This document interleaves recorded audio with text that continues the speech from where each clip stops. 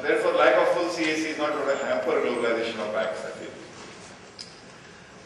From the Indian perspective, is it important for Indian banks to pursue a global strategy? Now, this is, of course, the panel is going to talk about this, but just a couple of points. Firstly, remember, as we had from the PCG presentation day before yesterday, that Indian banking is going to be the third largest in the world by 2025, based on its own domestic steam alone. And this is, of course, supported by GDP growth, but also supported by the fact that today, as of today, there are very large portions of the Indian economy which are unbanked. Not just individuals, but micro and small and medium enterprises. And therefore, that's going to be one factor which we'll have to take into account for globalization of Indian banks.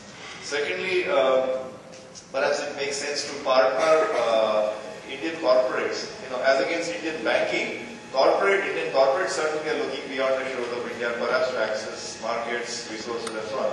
And there's an opportunity to partner with them. And that's probably what's going to dictate globalization strategy. But I'll leave it to the panel to debate on that. This is what I said about the projections of Boston Consulting Group, that Indian banking sector will be third highest in the world by the year 2025.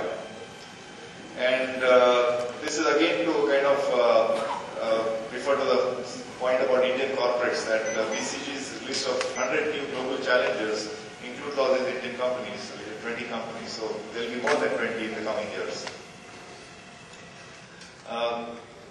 Currently, Indian global challengers, and I come from one of the Indian corporates which has gone global,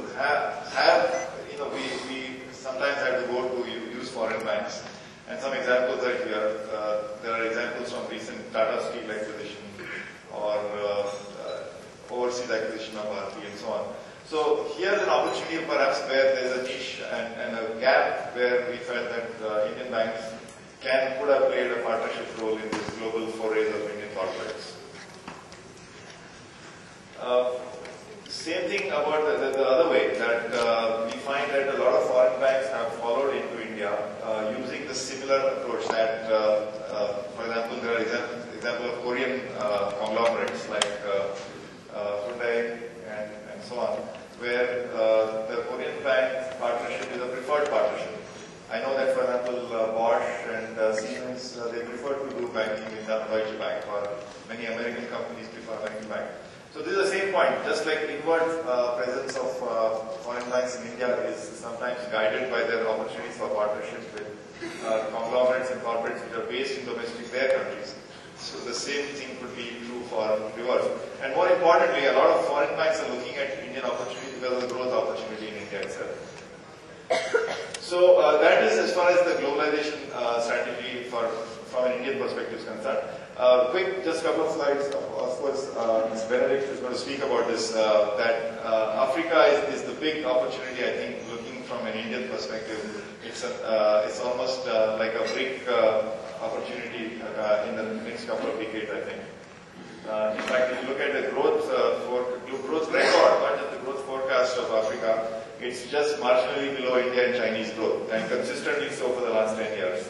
And going ahead, the forecast for Africa is again, somewhat comparable to emerging market high growth numbers. So lastly, just a quick slide on what are the learnings from globalization. If Indian banks, indeed from an Indian perspective, are to look at global presence, what are the learnings from the lessons learned from corporates in the last few years? First of all, that you got to have a business case. Globalization for the sake of minded globalization doesn't make sense. It's got to be a business case. Is it to tap into markets or resources or technology, or is it because assets? If it's an M&A actually, if it's an acquisition, is it pricing which is attractive? Then of course you've got to decide on an HR strategy, local versus expat management, acquisition versus greenfield. And then of course for banking there's a huge issue of regulation. And there's a fair degree of reciprocity between bilateral countries in terms of regulation, but also increasingly dictated by issues like FTAs and CEC, Comprehensive Economic Cooperation Agreements between countries. And then of course you have to examine domestic synergy with your domestic business. So I will stop here and invite Benedict to talk a little bit about the African opportunity.